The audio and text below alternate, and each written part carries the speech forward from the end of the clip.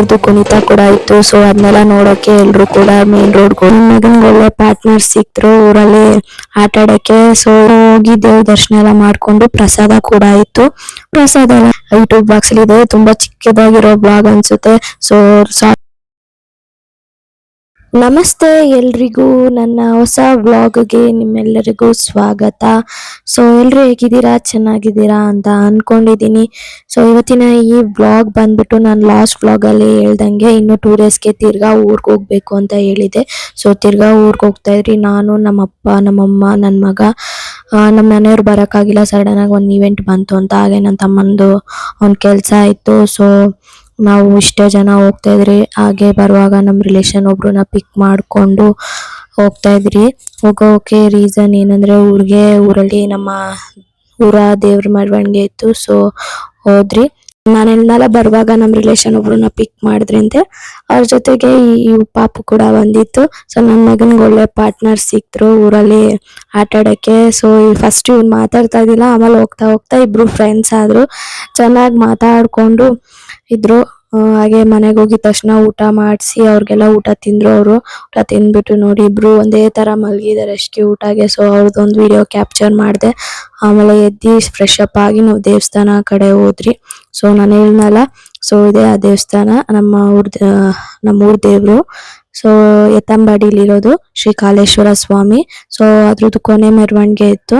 ಇನ್ನು ನೆಕ್ಸ್ಟ್ ಮೆರವಣಿಗೆ ನಮ್ಗೆ ಮಾರ್ಚ್ ಅಲ್ಲೇ ಬರೋದು.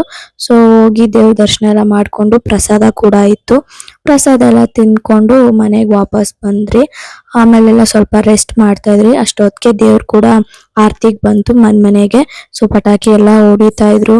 ಸೊ ಆಚೆ ಹೋಗಿ ದೇವ್ರಿಗೆಲ್ಲ ಆರತಿ ಕೊಟ್ಟು ಹಾಗೆ ಮೇನ್ ರೋಡಲ್ಲಿ ದೇವ್ರದ್ದು ಕುಣಿತ ಕೂಡ ಇತ್ತು. ಸೊ ಅದನ್ನೆಲ್ಲ ನೋಡೋಕೆ ಎಲ್ರು ಕೂಡ ಮೇನ್ ರೋಡ್ಗೆ ಹೋದ್ರಿ. ಹೋಗಿ ನೋಡ್ಕೊಂಡ್ ಬನ್ನಿ ಹೇಗಿತ್ತು ಏನು ಅಂತ.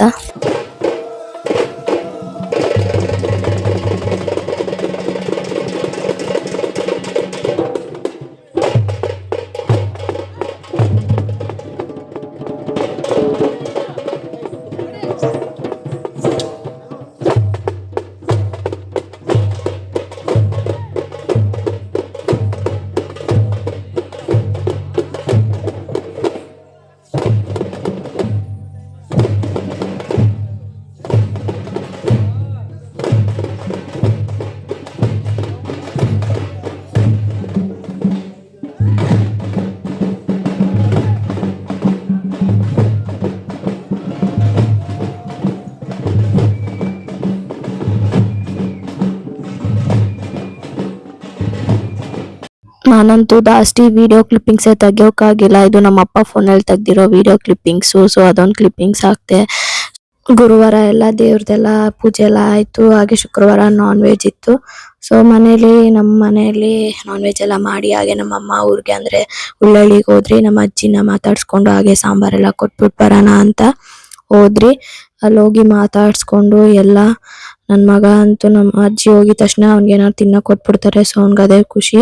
ಸೊ ಎಲ್ಲ ನಮ್ಮ ಅಜ್ಜಿನೆಲ್ಲ ಮಾತಾಡ್ಕೊಂಡು ವಾಪಸ್ ಮನೆಗೆ ಬಂದ್ರಿ. ಆಮೇಲೆ ಇವತ್ತು ಹೋಗ್ಯಕ್ಕಾಗಿಲ್ಲ ಬೆಂಗಳೂರಿಗೆ, ಸ್ವಲ್ಪ ಕೆಲಸ ಇತ್ತು ಅಂದ್ಬಿಟ್ಟು ಅಲ್ಲೇ ಉಳ್ಕೊಂಡ್ರಿ.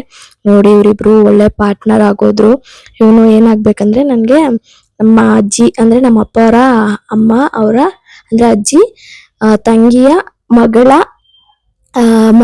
ಮಗ ಇವನು. ಸೊ ಇವನು ಅತ್ತೆ ಅಂತ ಕರೀತಾನೆ.